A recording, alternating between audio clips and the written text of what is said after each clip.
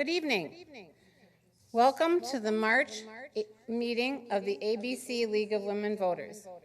The League of Women Voters is an organization that supports all forms of voter engagement. We have candidate forums, we have educational situations like this where we bring people together to listen to topics of interest. And tonight, we are lucky to have Maggie Yauk from Anoka County. She is the program and planning person, program and planning chair, no, not chair. Specialist In Anoka County with the responsibility for recycling and resource solutions. And Colleen Sinclair is the recycling coordinator for the City of Coon Rapids. And I think a lot of you guys have been to the City of Coon Rapids recycling. I have been there too because I used to live in Coon Rapids. But so they are going to give us a speech tonight, and we're very interested in hearing because we've been hearing rumors that there are going to be changes with regard to recycling. So it has some of us pretty concerned. So thanks. Well, thank you very much, everyone, for inviting us here to speak tonight. We're very excited to be a part of this event this evening. I will talk a little bit about general waste and recycling here in Anoka County, across Minnesota as well, and then I'll turn it over to Colleen here to get a little more specific on what's happening with recycling markets and things of that nature. So without further ado, let's get started with our Waste 101 presentation.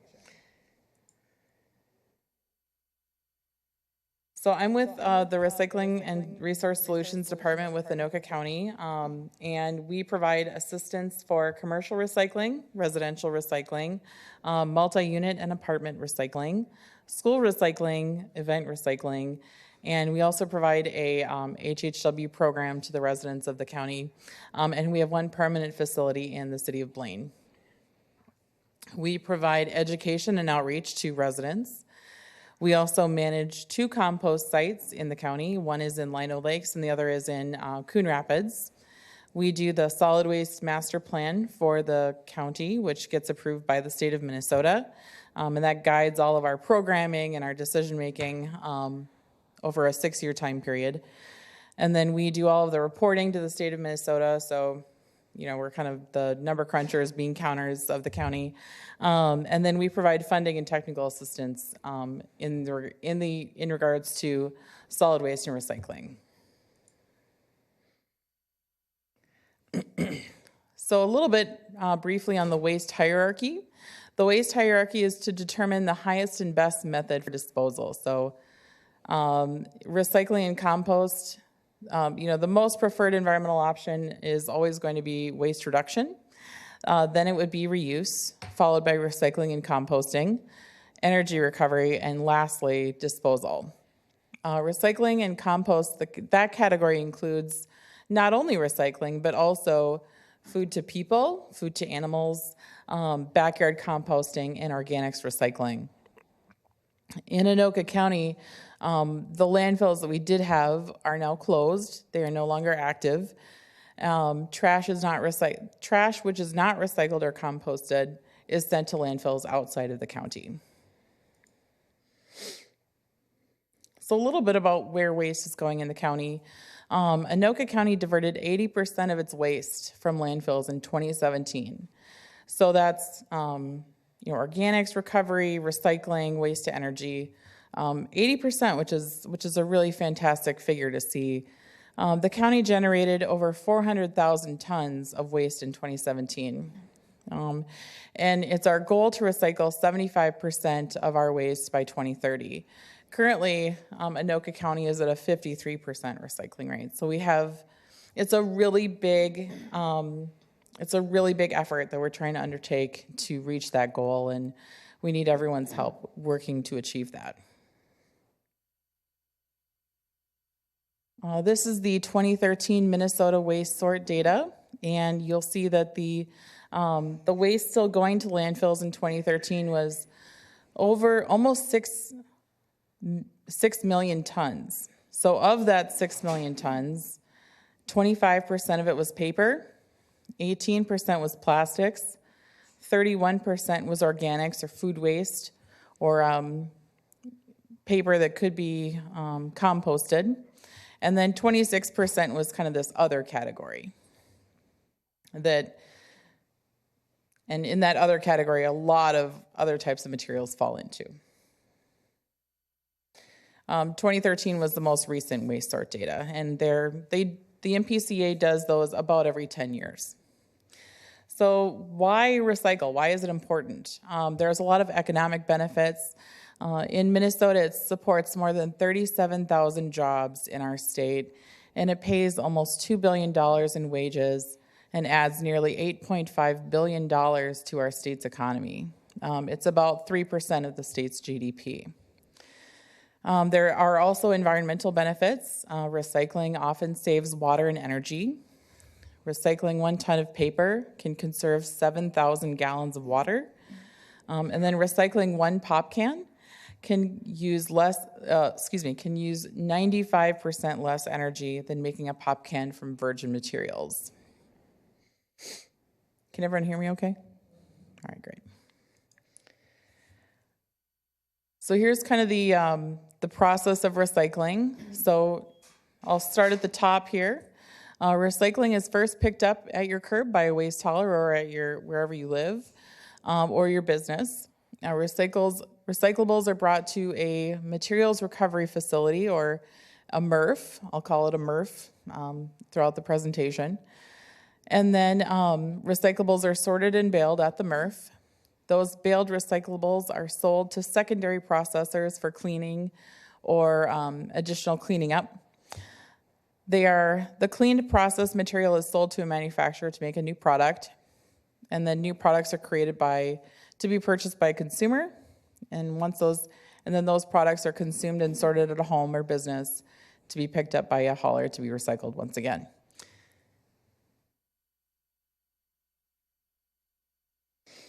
So here in this slide, I've got a couple images of what happens at a materials recovery facility.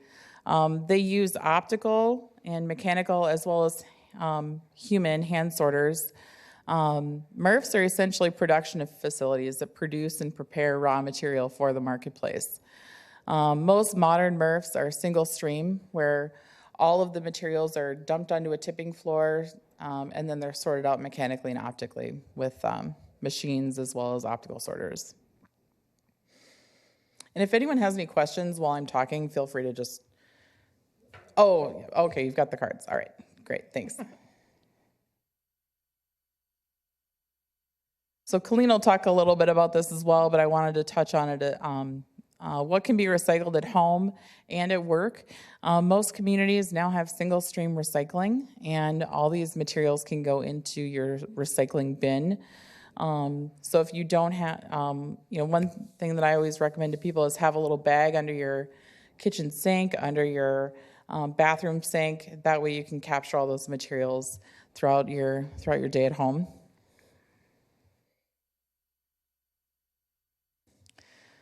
Yard waste, and believe it or not, yard waste is also a recyclable, as the PCA defines it. The state statute has banned yard waste from the trash, and the county does run 2 compost sites that will accept yard waste from residents and businesses. Yard waste includes leaves, grass, twigs and sticks, brush and logs.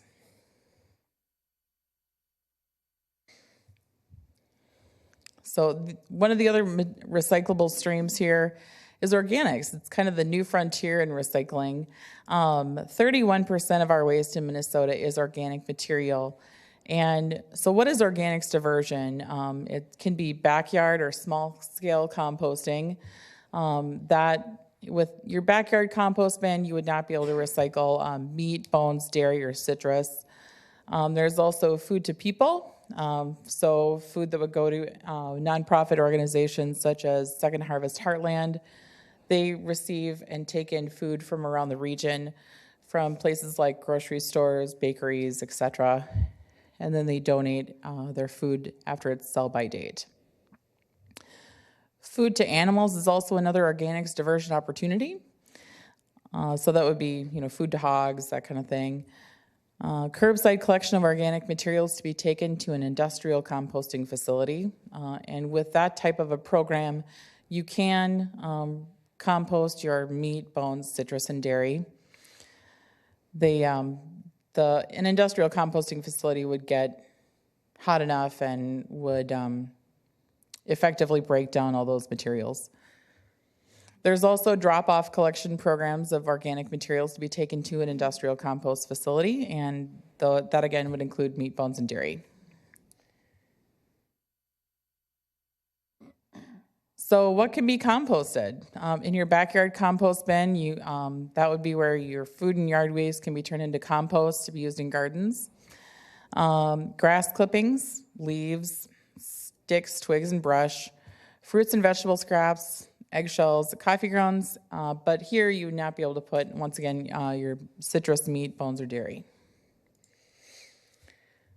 So what can be composted? For curbside collection or drop-off programs, food or other waste is broken down at an industrial compost facility and then turned into compost. So things like eggshells, non-recyclable paper, such as coffee grinds and the coffee filters, Kleenex or facial tissues, paper towels, fruits and vegetable scraps, meats and bones, breads, pastas, anything you see up here. Are all really good examples of things that you could put in your compost bin if you have a curbside or drop-off program available to you. Okay, so a little bit about organics recycling facilities. This is an industrial composting facility, and here pictured is the mulch store. This is down in the Empire Township or Rosemont, Minnesota. They combine food and yard waste to create compost in large quantities, and finished compost is then used by homeowners, landscapers, and roadway projects. So, any questions for me?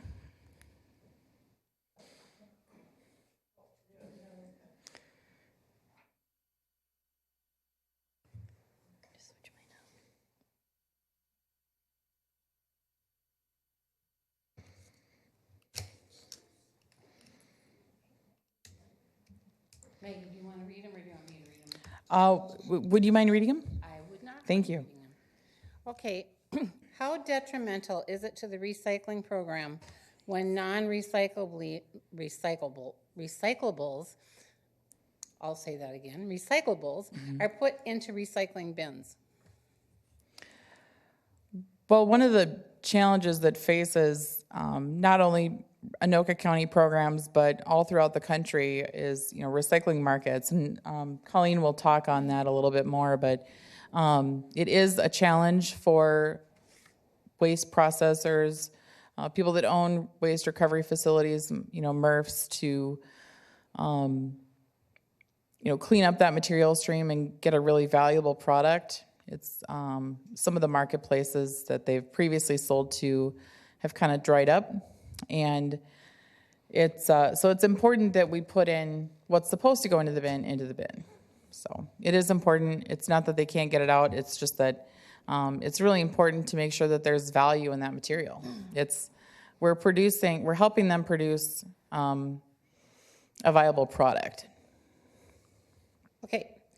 What about food from restaurants? Do they participate in organic compost? Yes. There are some restaurants here locally that participate in organics recovery. The first slide I had an image of a woman taking out their organics from their restaurant, which was back of house. And that one was a McDonald's. So there was 8 McDonald's that are owned by a single owner in the area. And so they've all participated and received technical assistance and grant funding to get that program off the ground for their business. And there's a lot of other examples of businesses that do that. We have some cases. We have case studies on our website that I could direct you to if you want more information after. Thanks. What is it about citrus that challenges compostability? In your backyard compost bin, it takes a longer time to break down. Who makes the decision or rules? Is the RDF facility in Elk River still scheduled to be closed, and if so, when? Yes, the RDF facility has stopped taking waste at this point in time.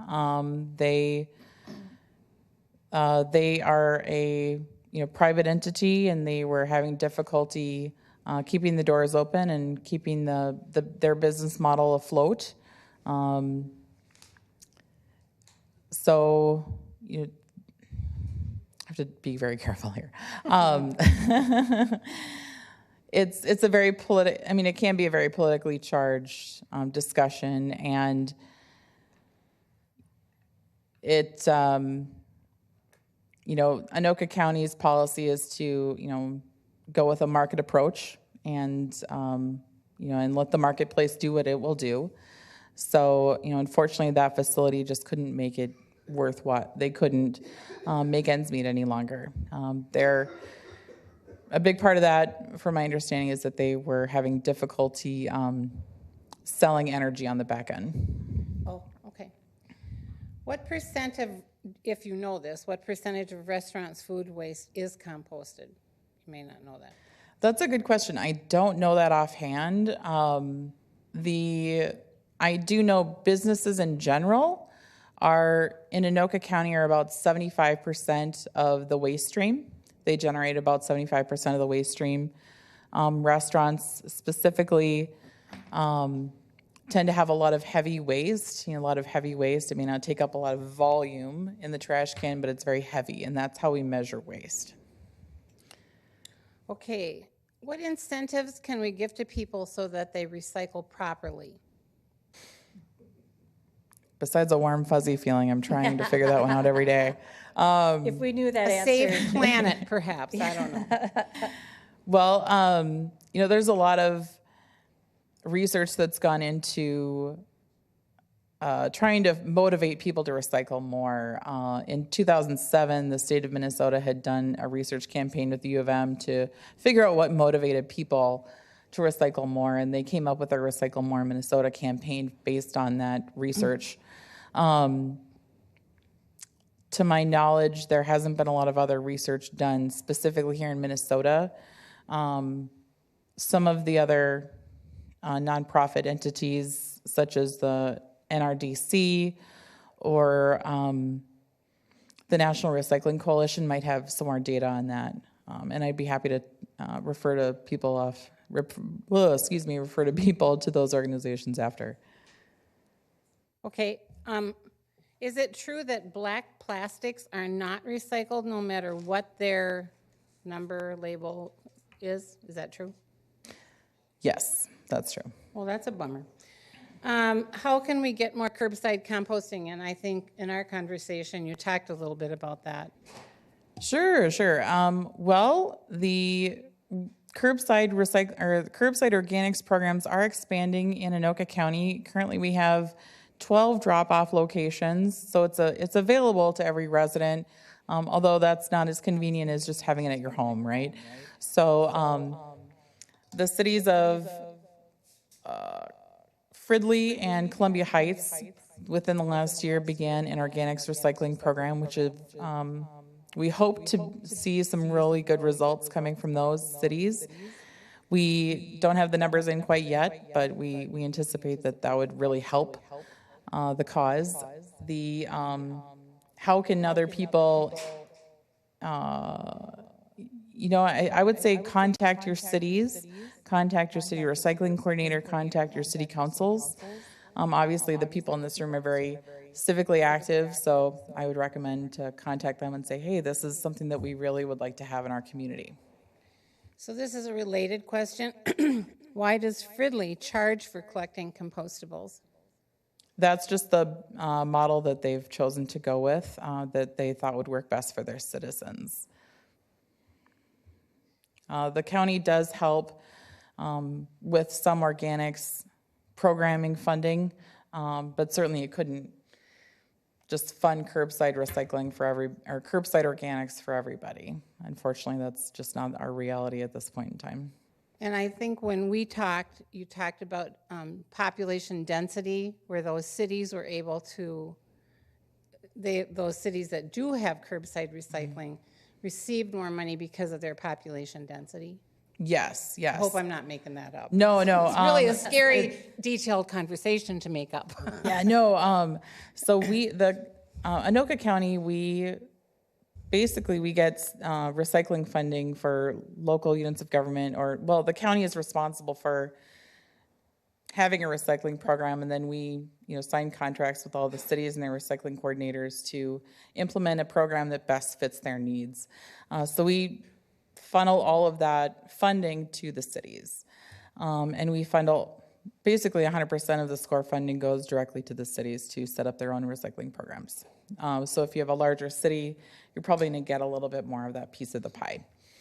For example, though, Anoka County, we get our SCORE funding based on population as well. So that's how we try to make it fair. But then we also give out other funding for special projects, things like that, if there's a very specific need. So. Okay, where does the school lunch waste go? Well, it kind of depends on which school, which district that you're in. Do we have any idea of which district you're thinking of? Who asked that? Do we have a? Okay, that would be the largest, so. Sure. Well, currently, Anoka Hennepin does do organics in Hennepin County. We're working on it. We're trying to get them to do it over here in our county as well. There's other school districts that already do organics. There's some that do organics in all of their schools. I think Fridley is one of them. But a lot of those programs do food to hogs. Okay. So, yeah. Then someone asks a question about should I no longer put glass or cans in my curbside recycling? But that's okay. Yes. Yeah. Yes, glass and cans, curbside recycling, because it's the plastic that seems to be maybe more iffy than it used to be. I'll let Colleen touch on that. My presentation goes really deep into that, so. Okay. Yeah. How does the percentage of recycling in Anoka compare to other counties like Hennepin County? We are actually higher than Hennepin County, so we're doing pretty good. Yeah. I just saw those numbers today, and I don't remember offhand. I think we're at 53%, and I want to say Hennepin and Ramsey were right around that, between 43 and 48%, somewhere in there. Awesome. Do you have programs to help K-12 students change recycling behavior? Yes, we do. Awesome. With yard waste facility in Coon Rapids located so close to residential, is there any danger of that closing? Not that I'm aware of. No, that's a facility that we plan to have open for a long, long time. Do you contact businesses to encourage them to compost? Yes, we do. One of my other roles is to do public information and planning, and as well as policy. So I do outreach to businesses, business groups. So Chamber of Commerce, I'll attend those meetings pretty regularly to present and just say, hey, we've got this great program. We can provide technical assistance and grant funding, and you should really call me, please. So try not to sound too desperate. Are we done? Questions? Great you questions. So much, Thank you. Maggie and Colleen. We look forward to hear your presentation. You want me to just start right in? Okay. Oops, shoot. All right, well, my name is Colleen Sinclair. I work with the City of Coon Rapids. I run the recycling department and the drop-off center there, which I know I've seen many of you there, so thanks for having me. We're going to take a much deeper look into the recycling streams and the whole what's going on, because I know you're all very interested in those questions. So as Maggie was saying, so there's many benefits to recycling. So we reduce the amount of waste sent to our landfills and incinerators. We conserve our natural resources, such as timber, water, and minerals. We prevent pollution by reducing the need to collect new raw materials. We save lots of energy. It supports our American manufacturing and conserves valuable resources. Helps create jobs in the recycling and manufacturing industries in the United States. What can we recycle? Same list as what Maggie had said. I want to make, while you're kind of reading through that list, I want to make reference to the signage that you see on that same slide. So we try to work within all of our counties together and throughout the state, and we try to get as much as the same signage and marketing as we can. So you should hopefully see this exact same setup at airports, within counties, cities, schools. We try to use the same, keep everything as similar as we can. We can interchange pictures. We do this a lot for apartment buildings, schools, different setups where we can go in there and customize something that for your location. But we really work hard as to keeping everything as the same as possible. So I like to kind of break this down, and I'm going to try to slow it down a little bit, so hopefully everyone follows me with this one. There seems to be a lot of confusion about what makes something recyclable. You know, say my water bottle is recyclable, why isn't, you know, the garden hose recyclable? So when we look at what makes something recyclable, we want to look at, can it be made into another product? And if so, is that program sustainable long term? Is it cost effective to do so? And what logistics are involved? So many people will say, well, why aren't we recycling this versus that? Or how did you choose this and not that? We really have, there's so much information is determined when we select an item. So we want to know, how is it going to get broke down? How will it get broke? You know, who wants to buy it? Is there a lot of it, a little of it? Where will it go? Will it stay within the U.S.? Will it be exported to another country? So there's a lot of things that we look at. And then we want to make sure it's something that will be there long term. So a perfect example is people ask me all the time about VHS tapes. So VHS tapes has got about 6 different types of plastic, and you have metal screws, and you have the film inside, which is something completely different.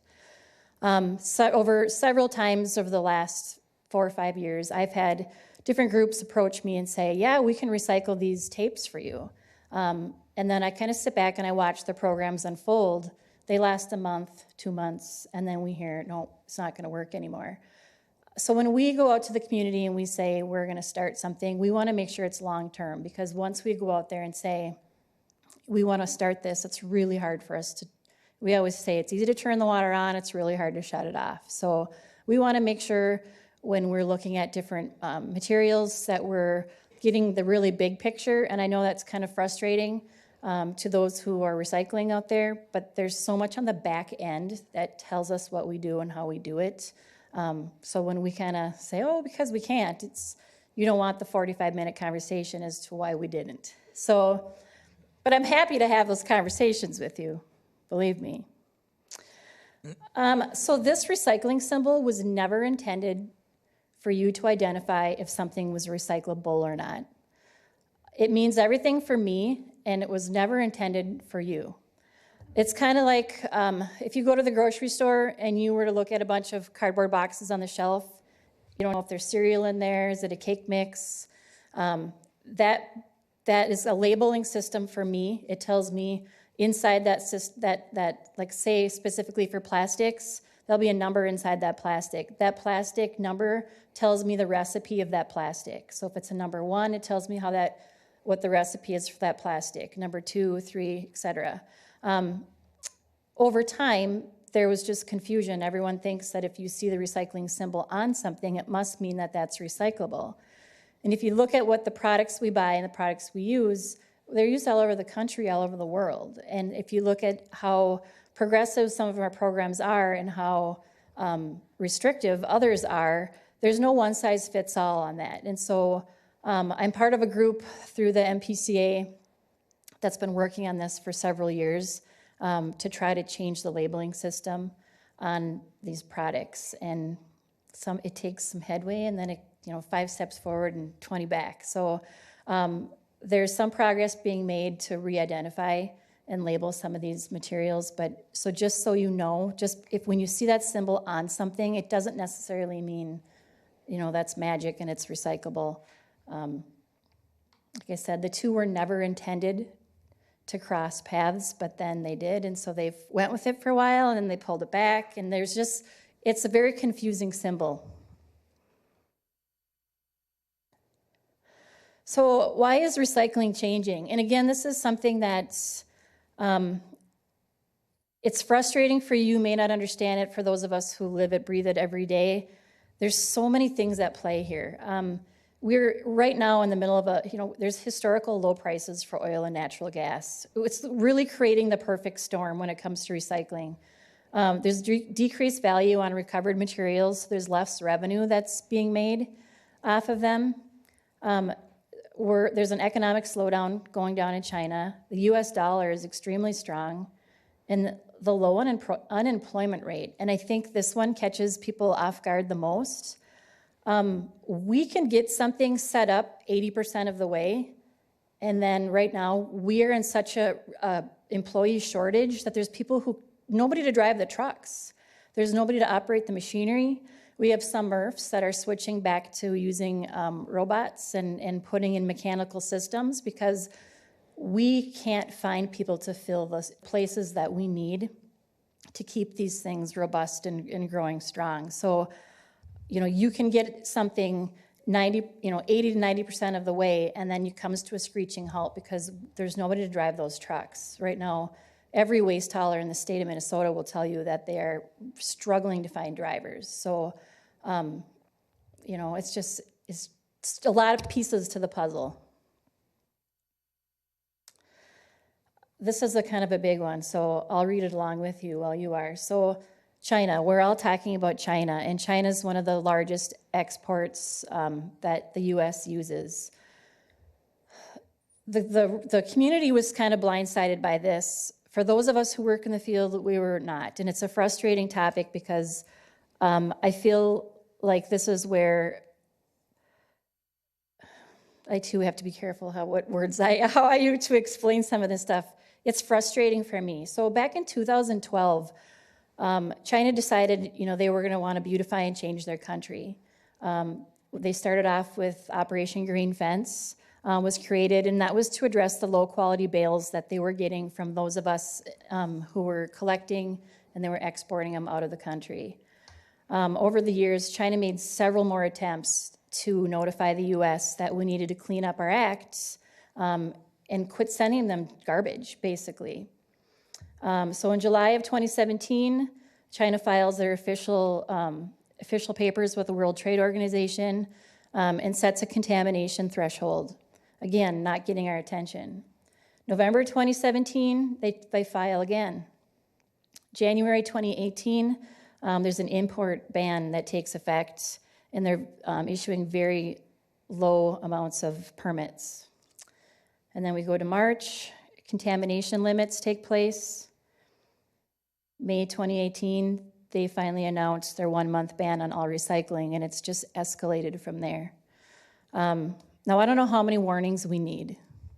How many times do you tell your kids to clean their room before you just lose your mind? It's one of those things where all of a sudden, we're told, we're warned about it, and everyone kind of ignores it because they just don't think they're serious. And then, what do? Then they just slam the door shut. We're done. You're not listening. And there's a lot of frustrating parts of that. And I was actually just reading something before I came here tonight about how they're hoping to work with President Trump to get some recycling trade agreements, rules, and some things that he would possibly try to work on. So I'm going to follow that one closely to see what comes of that.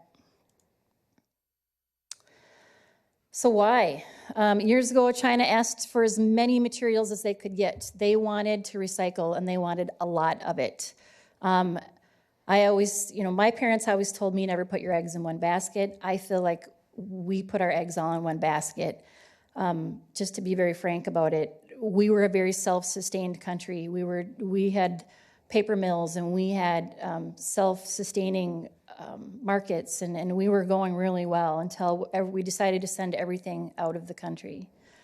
There was no threshold for contaminations, and there was no consequence. And you guys know what I mean when I say contamination, right? So there's mostly recycling, but then there's residuals in there that make a good product a bad product. And we'll talk about that in a few more slides ahead. But and then some of the programs lacked education on desired material collection. And this was a big one that, we would put a program in place at, say, commercial recycling was probably the worst for all of this.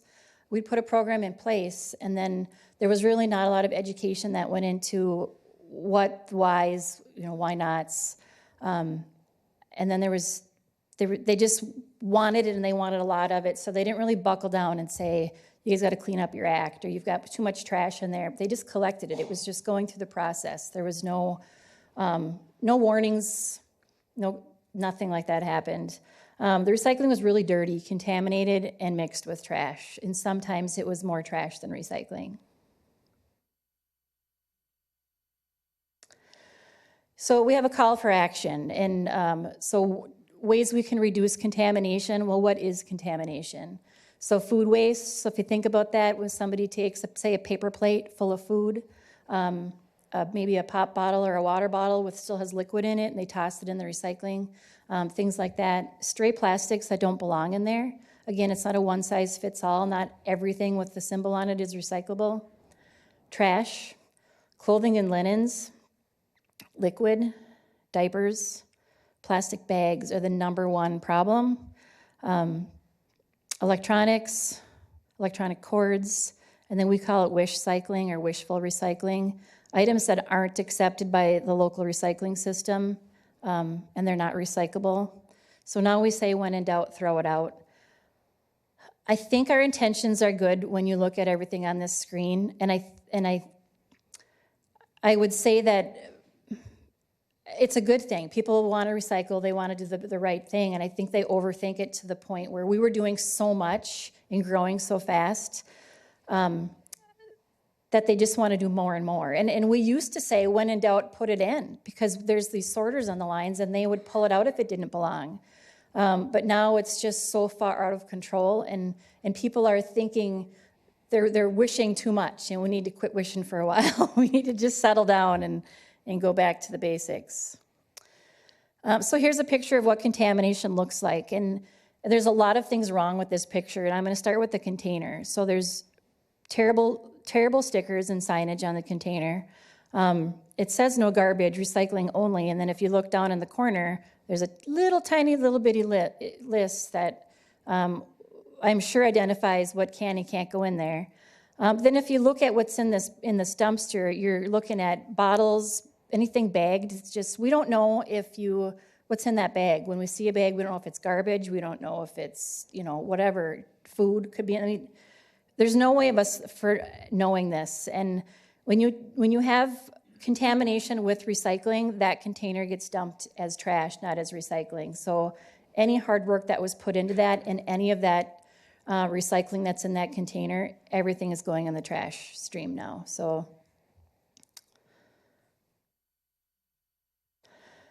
And this slide I think is really important because all materials aren't created equal. And I run the drop-off center, and we hear and see this often there. And I think what happens is, again, in our minds, we're doing a great job. And I think people think, well, plastic bottle is recyclable, therefore a plastic pool is recyclable.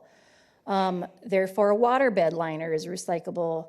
We don't know the difference between rubber and plastic. So you try to put yourself into somebody's head and how they're trying to think, and I can see how they connect the dots. It makes total sense to me, but I think they're wishing too much again. And the same with the paper items on the bottom. So the egg carton, whether it be foam or the paper, is not recyclable. And then anything that goes in the refrigerator or the freezer, there's an additive to make that paper stronger.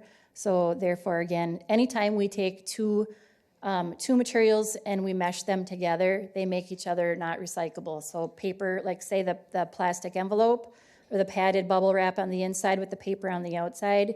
You've taken two things that are separated, plastic or recyclable. When we put those together, we've just taken that recyclability away. So,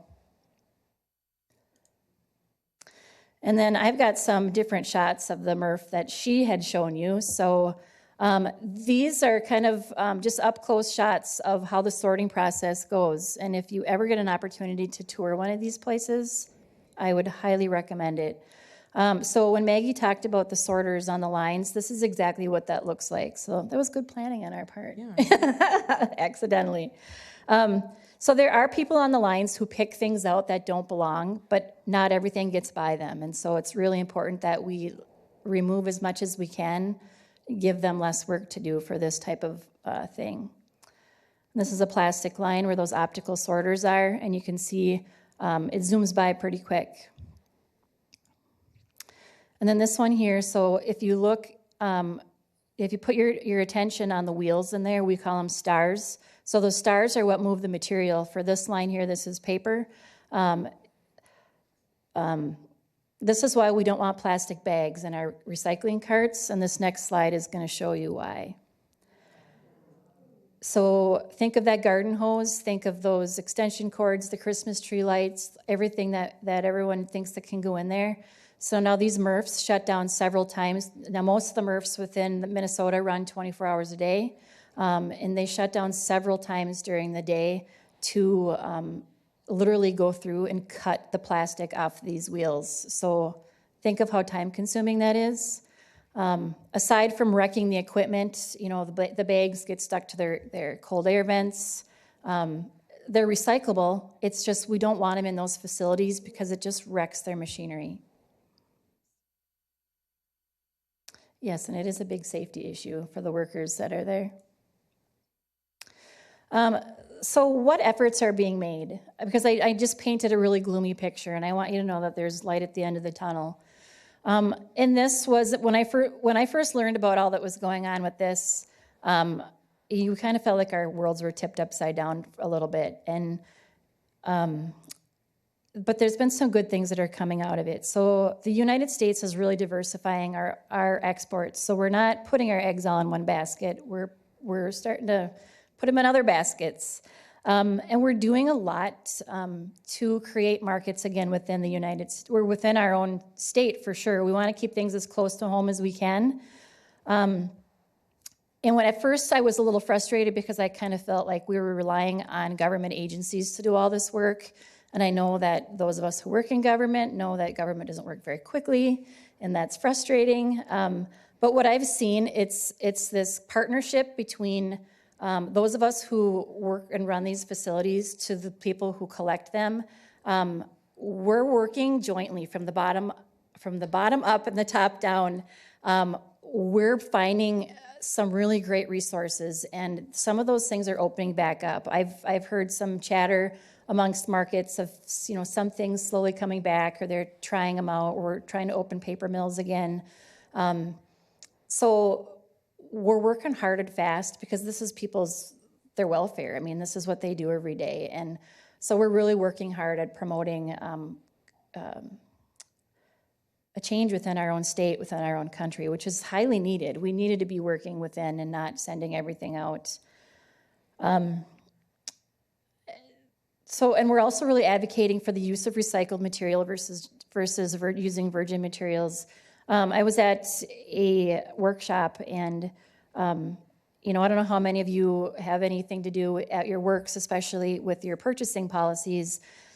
If just at our businesses that we work at, if we had something in place where we bought with recycled content, we're going to create our own demand, and we're going to fix our problems faster than they're broken. So if you can do anything, try to support those, you know, buy things with recycled content in them, and keep that wheel turning and keep things moving on. So there is a silver lining, and we're going to see a change and shift. And those of us who are on this side that I am of recycling, this shakeup needed to happen. And it's sad that it took this avenue for it to get to this place, but we think we're going to come out stronger and better for it. And I've talked to many people in the industry who really, truly believe that. So what can you do? Reduce your waste. Think about what you're doing.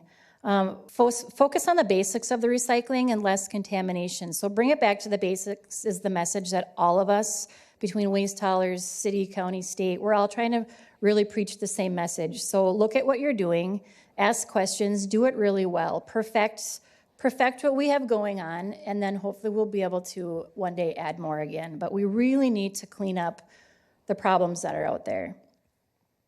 When in doubt, throw it out. So, and don't feel bad about that. I get people who call me every day who just, man, it kills people to throw things away. And a few of you in the room here are the ones who call me often, but I know it's hard, and you don't want to save things up for the next 5 years until something comes about, but it's okay. Things will bounce back. And then purchase those items with recycled content. We'll create that bigger demand. That's what I have for you. Thank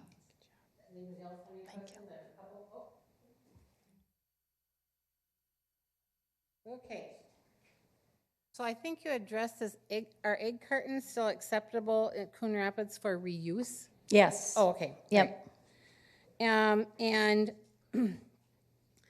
so how much of what we put in our recycling bins actually gets turned into a new product instead of being burned or thrown away because it's contaminated or no one would buy it? Well, the nice thing about Minnesota, and we're such a strong state for recycling, we're one of the top, and we have some really great state statutes that are in place. So if we recycle, if we market with the intent to recycle, we must recycle. So you hear a lot of stories, and you have to be careful what you're reading out there right now and where it's being published, because a lot of that doesn't affect us here in the Midwest. And I did, just to make sure I was on the same page, as I reached out this morning to my friends at the Pollution Control Agency, just to say, there's rumors out there that you're allowing landfilling, and they're not. They're not granting anything, and they're not planning on it. They're putting some high, what they're asking the waste haulers to do is, you're coming to me saying you want to landfill this, and we're saying you're going to do way more outreach and education before we even think about that. So that's really promising to me. So everything that you put in that recycling container, most of, I don't want to say all of it, because there's some things that go in there that don't belong in there. So some of that stuff will be picked out. There is some changes that happen between, like specifically in Coon Rapids, we have 8 licensed waste haulers. So we're an open hauling community. I can tell you all 8 of them have a different marketing campaign, and all 8 of them will tell you something different that's really the same. They just like to put their own little spin on it. But I can primarily, whatever goes in that can has to go to recycling. That's the state law. Okay. Again, another question on egg cartons. So are styrofoam egg cartons recyclable? Well, I'm thinking you're talking about the recycling center, was where that maybe that question came from. So okay. We used to take the takeout boxes, the styrofoam takeout boxes, and the egg cartons and paper cups, meat trays.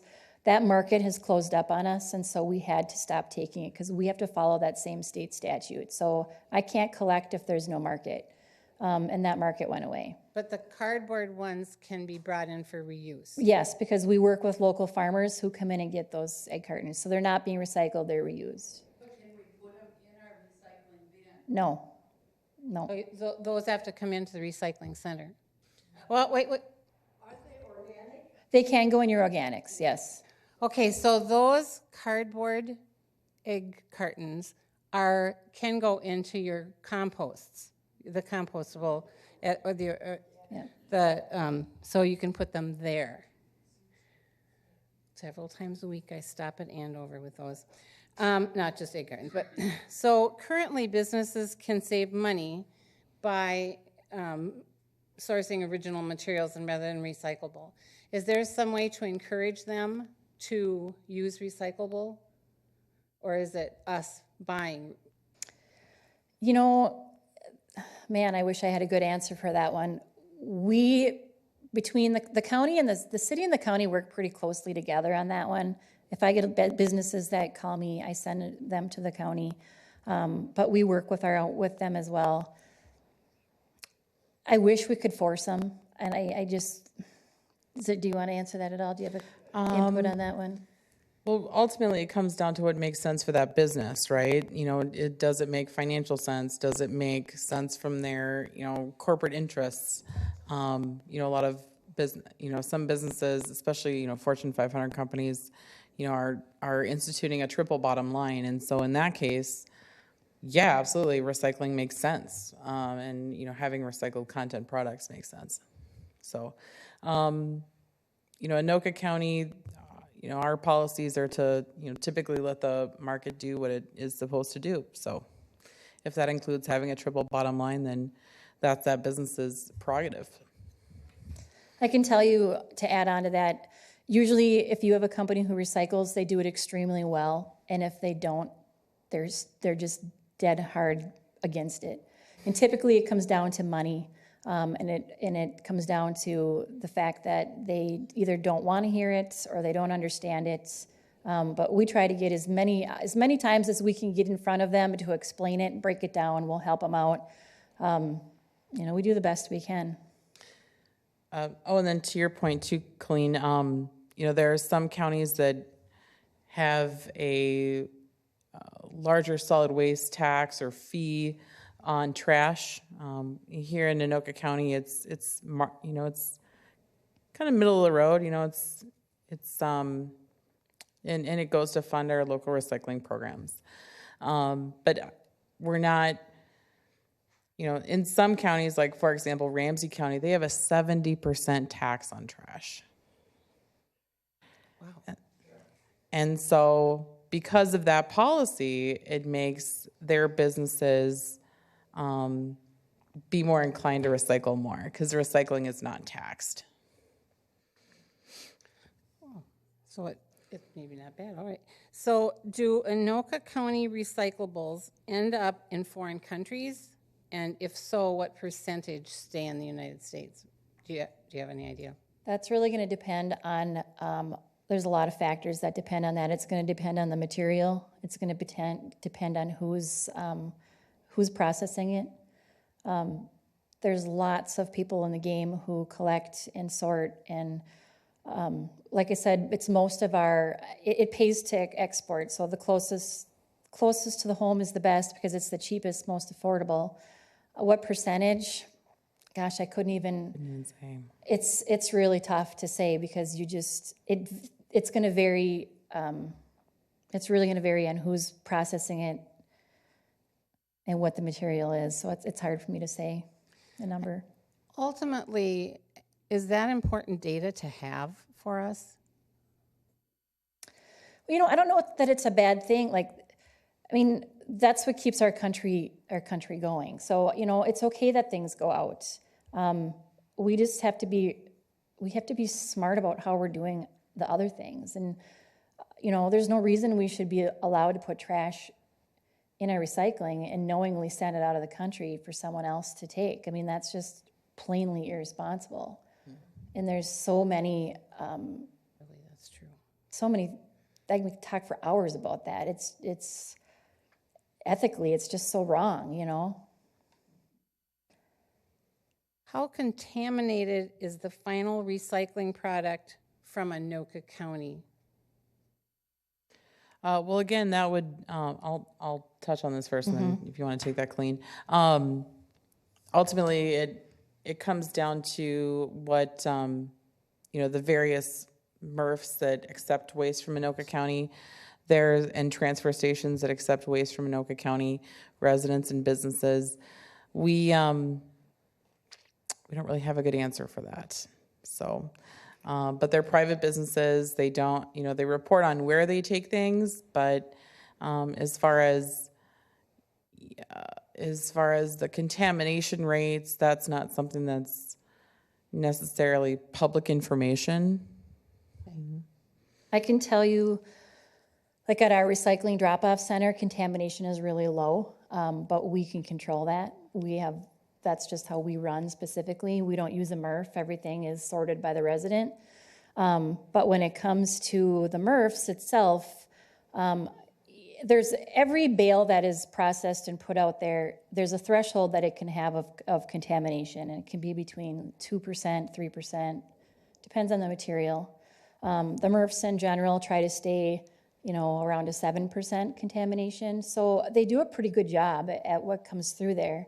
They try to, some of them will rerun the same load twice just to try to break it down. It'll go through once, and then whatever's done, it'll go through again. It depends on which company and how much time they're putting into it. And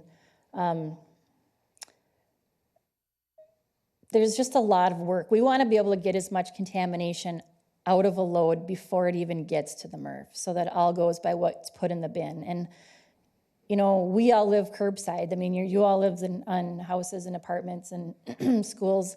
Those, to me, aren't the hard things to fix here. The big issues are the businesses, is trying to get these companies to put as much thought and effort into it as we do at our homes and schools. There's always room for improvement, but yeah. Okay, unless you guys have more questions. Oh, we have one more, just one second. Really good question. So a question asks about banning plastic bags. And can we go to reusable and purchase each one if a person happens to forget their bag? They have a penalty for that. Yeah. Are we ready to do that?